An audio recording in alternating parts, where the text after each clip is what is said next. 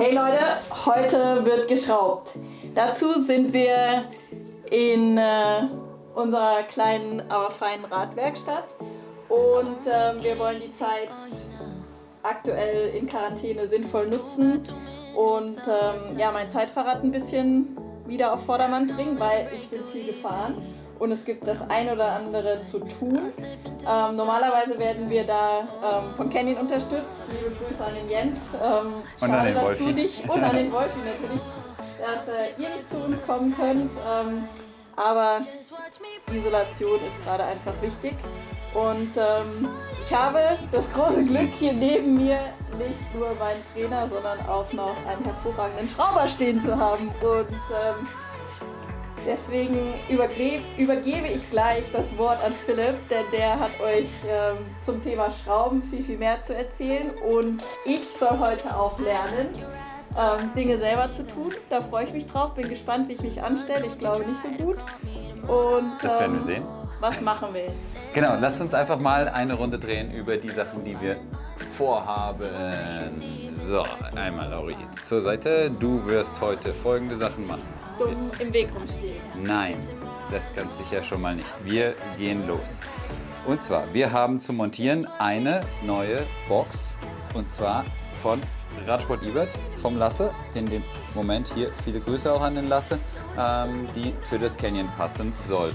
Des Weiteren wird Laura einen Tubeless-Reifen montieren.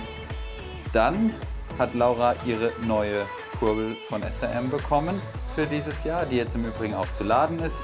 Und die wird Laura nachher vielleicht auch noch montieren oder da werde ich ihr vor allen Dingen helfen.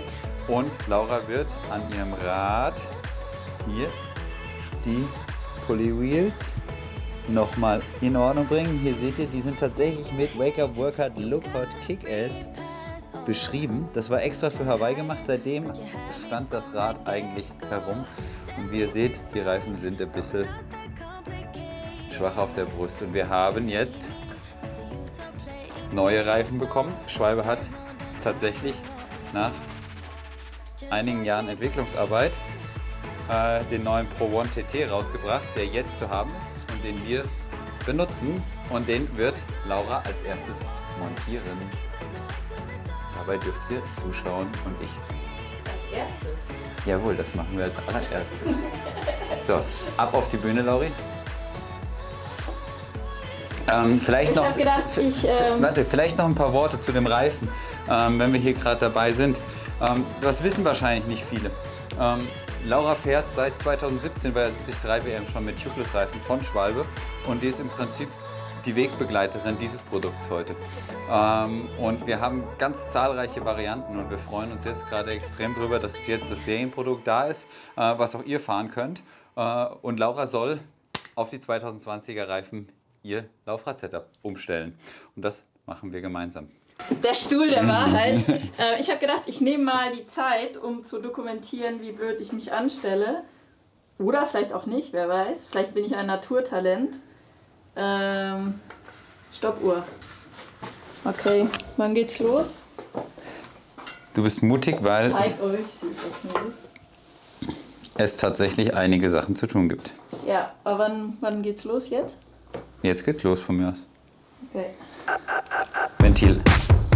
Langes Ventil, weil hohe Felge. Peng, peng. Also ich habe dem Philipp auch schon oft zugeschaut. Und das sah immer super easy aus. Und wenn es am Ende Peng, peng macht, dann war es ein gutes Zeichen. Dann saß der Reifen in der Felge. Ist das jetzt auch falsch? Nein, das setzt du in die Felgenformseite drauf, genau. Jetzt So, dass es mal. auf deine Felge passt. Darüber stülpst du das Gummiteilchen, die Gummidichtung.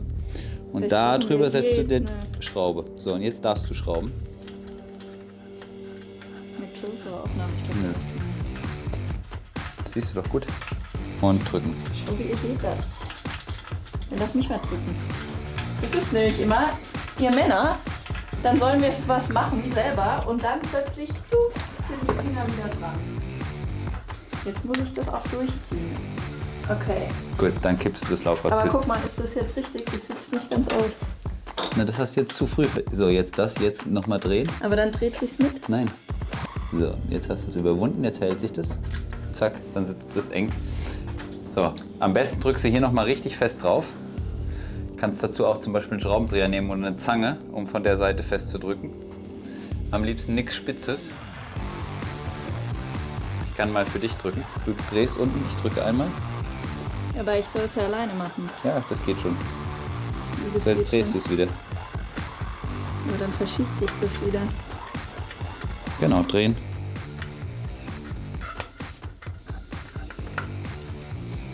Jawohl! Okay, das kann man so lassen.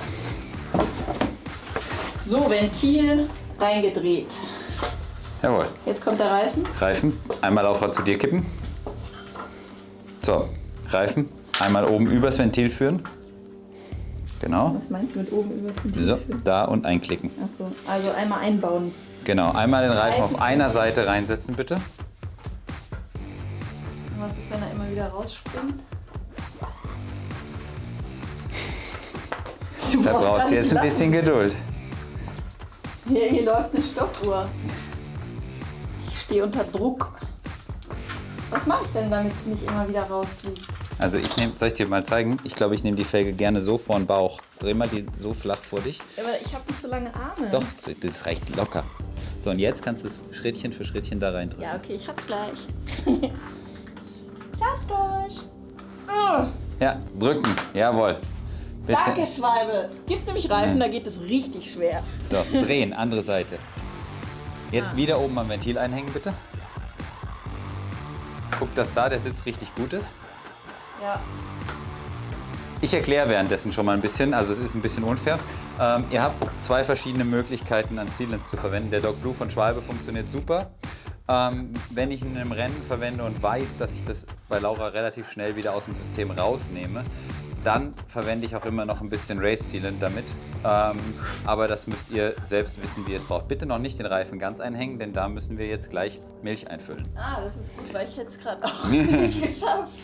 Ja, So, auch etwas ganz weg. wichtig, den Und ist egal, Tubeless wo du es einfüllst, auf welcher Höhe. das ist vielleicht nicht unbedingt direkt am Ventil, aber das ist schon, Ist nicht genau, ganz jetzt kannst du das mal nach unten halten. Ja. Das kannst du schon ein bisschen schütteln. Und als nächstes bekommst du noch was ziemlich praktisch. Felgendeo. Felgendeo, das ist wie ein Schwämmchen, das kannst du erstmal nehmen. Und zwar bitte die Innenseite deiner Felge, also da wo man eigentlich mit bremst, die Flanke, ein ganz bisschen damit einreiben an den Stellen, dann geht der Reifen nachher leichter übers Felgenhorn. Beide Seiten, wo du nachher drüber willst. Und gern auch die Gummis von außen, also dass du genau den Reifenfalz so ein bisschen damit einreibst. Das Zeug ist nur dafür. Das Zeug ist Du nur hast gesagt, dafür. beide Seiten? Nee, beide Seiten. Das ist da die Innenseite von der Felge und die Innenseite vom Reifen. Dann Das passt hab ich es. gemacht. Genau. So. Genau. Next step. Ich halte jetzt das Laufrad oder du stellst es vor dir auf den Boden. Das ist eigentlich die beste Variante. Da ist es meistens hilfreich, ein bisschen einen Lappen zur Verfügung zu haben, weil das hin und wieder schwappen kann. So, ungefähr 50 Milliliter kommen da rein. Für alle, die mit dem Schätzen Probleme haben, Hier ist ja was drauf. ja, das kannst du. Es ist ungefähr eine solche Flasche voll. Aber hier ist ja was. Eine ja. Markierung. Mach mal Jetzt hier- einen guten Schluck rein, das passt schon. Guten Schluck. Reicht. Jawohl, jetzt lässt du ihn nach links weglaufen von dir aus. Genau. Und lässt es so ein bisschen, so, schwupps, ist es im Reifen drin. Und jetzt kannst du es übers Felgenhorn anfangen drüber zu arbeiten. Wenn du Schwierigkeiten bekommst, brauchst du einen Reifenheber. Auf deiner Seite lassen.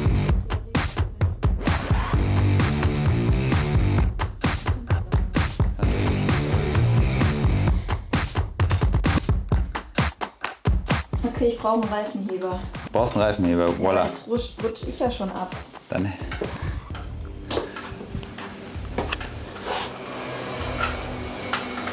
wir schauen dir von oben ein bisschen weiter zu.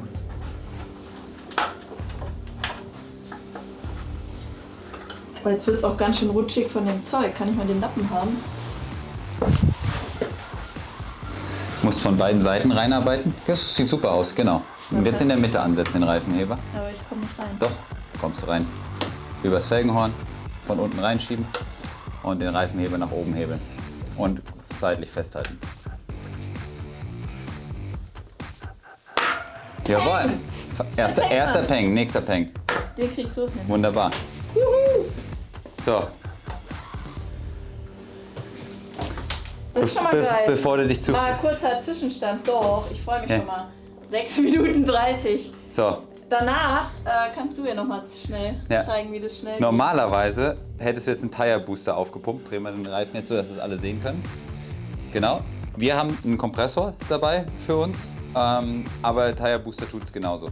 Einmal Ventil aufdrehen. Wenn es beim ersten Schuss jetzt nicht klappt, dann drehen wir das Ventil aus mit einem solchen kleinen Ventilschrauber und dann muss man durch das komplette offene Ventil. So, hast du das Ventil? Ja.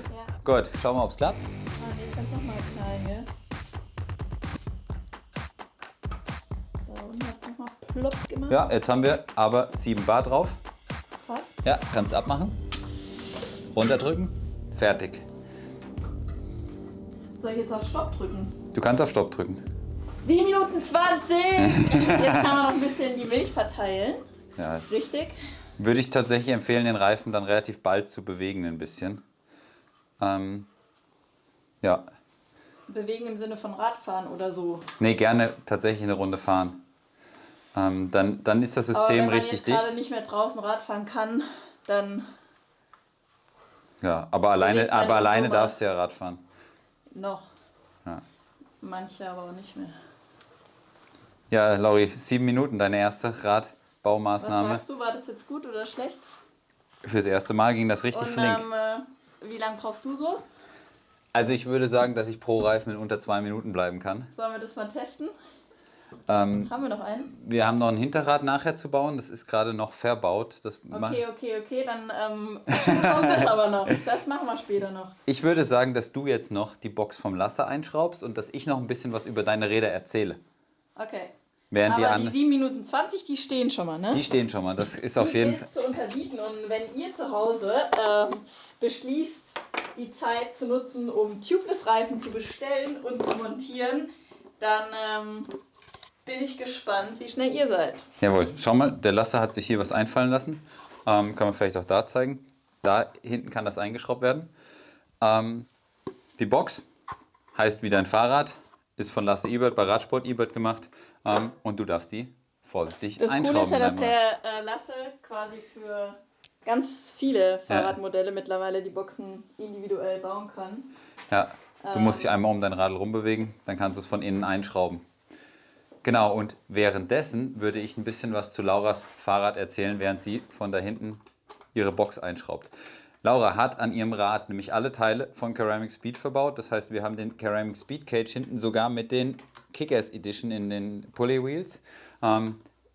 Ich habe überall in Lauras Rad Innenlager zum Beispiel oder auch die Lager in den Narben sind auch von Ceramic Speed weiter verbaut. Absolute Besonderheiten an Lauras Rad sind sicherlich die Pads, die der Wolfi Kohl noch kurz vor Hawaii entworfen hat auf Basis der Bilder von Swisside. Das sind diese Pads, die gibt es so nur einmalig, denn die sind aufgrund eines 3D-Scans von JP entstanden, den dann der Wolfi weiterverarbeitet hat. Die passen hervorragend an Lauras Unterarme. Jetzt bist du allerdings im Bild. Und eine weitere Besonderheit, davon gibt es nur wenige Prototypen, das ist nämlich ein Sattel, den wir selber gebaut haben. Das war mal ein Kopf, den wir nach und nach weggeschliffen haben, so lange, bis er auf unsere Bedürfnisse passte. Auf meinen Arsch. Ja, den gibt es in verschiedenen Varianten. Auf dem Rad sieht er ein bisschen anders aus als auf dem.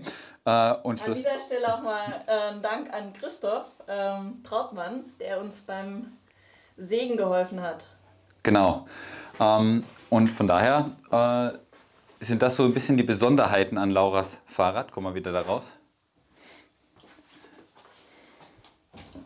So dass wir jetzt zur Montage der Kurbel eigentlich fast übergehen können. Was sagst du zu meiner Box? Habe ich die richtig montiert? Ja, und jetzt kannst du aber noch den Flaschenhalter, der dazu gehört, noch dazu montieren. Box, die fahre ich jetzt aber im Training, oder? Die kannst du Die auch sowohl... fürs Rennen. Also natürlich kann man die auch im Rennen fahren, aber Die fährst du im Training und im Rennen. Die Box ist tatsächlich jetzt beim Canyon dafür da, dass du das an der oberen Flaschenposition montieren kannst. Das war eine Sache, die du immer wieder angemerkt hast, dass du nämlich zu tief greifen musstest für die Aerobottle. Ja. Und das gelingt jetzt eben mit dieser Box. Die ist nämlich so montierbar, im Gegensatz zu unserer alten Box. Die alte Box ist hier. Damit war nur der Griff zur Flasche an der unteren... Einfach nur aus Aerogründen, oder? Nein, da konnte man auch was reinmachen, ganz klar. Da konntest du zum Beispiel auch einen Schlauch drin verstauen. Aber jetzt hast du die Möglichkeit, tatsächlich auf die höhere Position zu greifen. Und hinten ist das windschlüssig für den Wind so abgeschlossen, dass das alles passt. Yes, in dem Moment, Lauri, ist hier dein Flaschenhalter. Den montierst du vor der Box. Voilà, Schrauben sind drin, entsprechender Schraubendreher. Und ich bereite die SRM-Kurbel hier vor.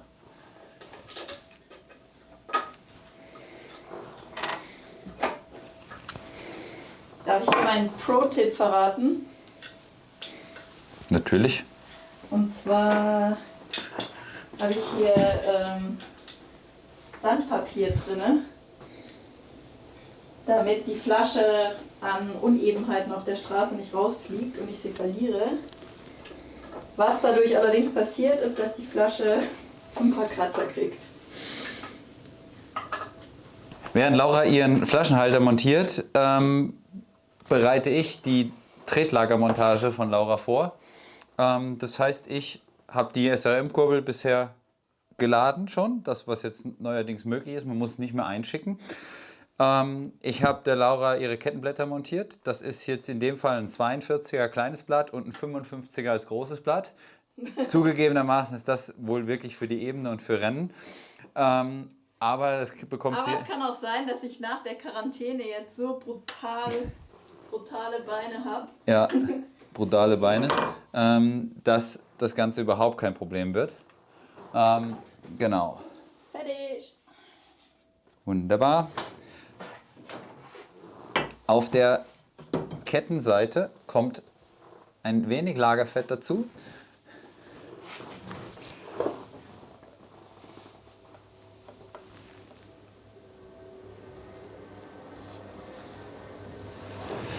Und dann kommen die entsprechenden Unterlegscheiben drunter, die den Abstand zur Kurbel justieren.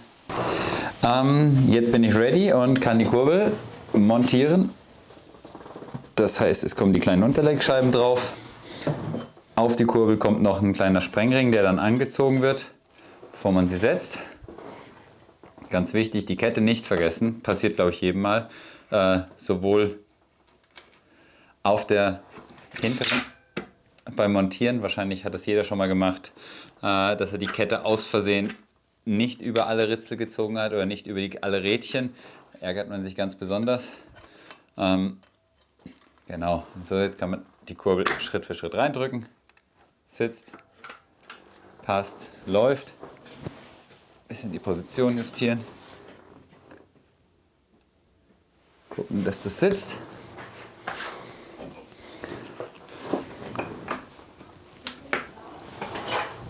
Die Besonderheit bei der Schraube auf der Gegenseite bei der SRM-Kurbel ist es tatsächlich, dass sie nach links festgezogen wird. Da muss man immer ganz besonders darauf achten, dass man dort dann keinen Fehler macht.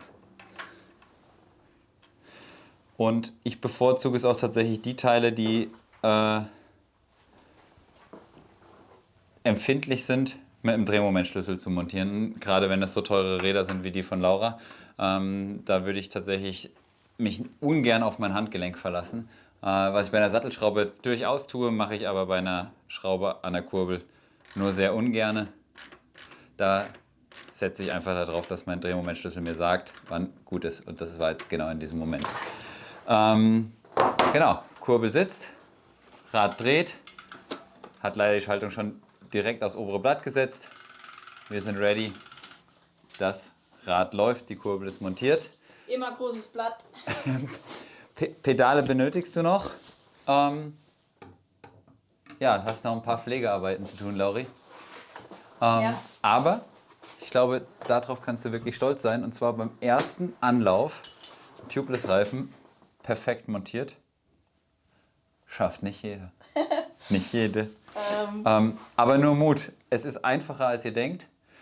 Es funktioniert sogar häufig mit der normalen Pumpe. Ein Tire Booster von Schwalbe sei hiermit empfohlen. Aber dann ist das wahrscheinlich das sicherste System, was ihr fahren könnt. Okay, also wir haben jetzt Tubeless-Reifen montiert, du hast die Kurbel montiert, ich habe die Box geschraubt, den Flaschenhalter. Genau. Frecherweise habe ich vorher schon mal die Pulley-Wheels ein bisschen sauber gemacht. Damit die schnurren. Ja. Genau. Das Rad ist so gut wie einsatzbereit. Ich glaube, ich würde die Di2 gleich noch laden. Ja. Und dann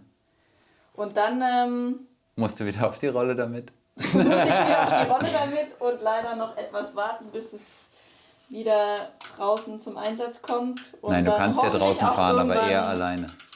Auch mal wieder bei einem Wettkampf. Ja. Also, Mut Was daran. noch aussteht, ist dich zu sehen beim Montieren.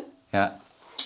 Meine Stoppuhr wartet und ja, vielleicht auch nochmal an dieser Stelle, wenn euch ein Video in der Art gefallen hat, dann könnt ihr uns auch mal unten reinschreiben, was für Schrauber-Tipps und Tricks euch sonst noch so interessieren würden, womit ihr Probleme habt. Und ich bin mir sicher, der Philipp kann euch da helfen. So, wie versprochen, jetzt kommt der Meister. Es geht los. Philipp montiert einen Tubeless-Reifen in 3, 2, 1, go! Okay, Ventil. Einsetzen. Ventil. Einschrauben, gut von oben drücken, das ist relativ wichtig. Ich nehme gerne wie bei Laura entweder einen Schraubendreher oder hier jetzt einen Reifenheber, mit dem man das andrückt, damit man das Gewinde nicht zu sehr belastet. Dann neuen Reifen nehmen, neuen Reifen ready machen, auspacken, Laufrichtung checken beim Hinterrad, gar nicht so unwichtig. Reifen auf die Felge setzen, so wie Laura das auch getan hat. Reifen einmal herum ins Felgenbett setzen. Das erfordert immer ein wenig Kraftanstrengung, aber dann passt das Ganze normalerweise, wenn man nicht drüber springt, so wie das gerade bei mir der Fall war. Uiuiui. Der Vorführeffekt spielt natürlich auch immer eine Rolle. Und andere Seite des Reifens eben auch einsetzen. Doc Blue schütteln. Auf Easy Fit verzichte ich bei Swisside Felgen ganz gerne, die nämlich wirklich gut funktionieren in dem Fall. Einfüllen, Tubeless Milch zur Seite laufen lassen, Reifen nach oben drehen, einfädeln.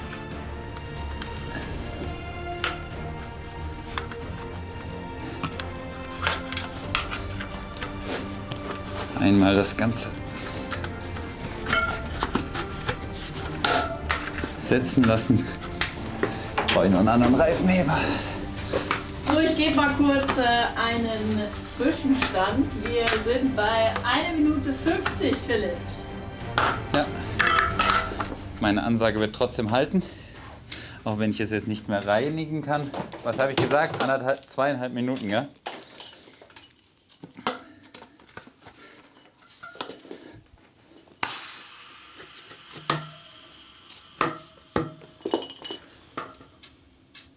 Bar. Sauber machen. Wie weit bin ich? 2 Minuten 18, ich habe angehalten. 2 Minuten 18, also Ich würde sagen, du hast Reifenmontage passt. Also, Tubeless-Reifen in 2,5 Minuten. Ich glaube, das ist mit Schlauch sauschwer zu schaffen.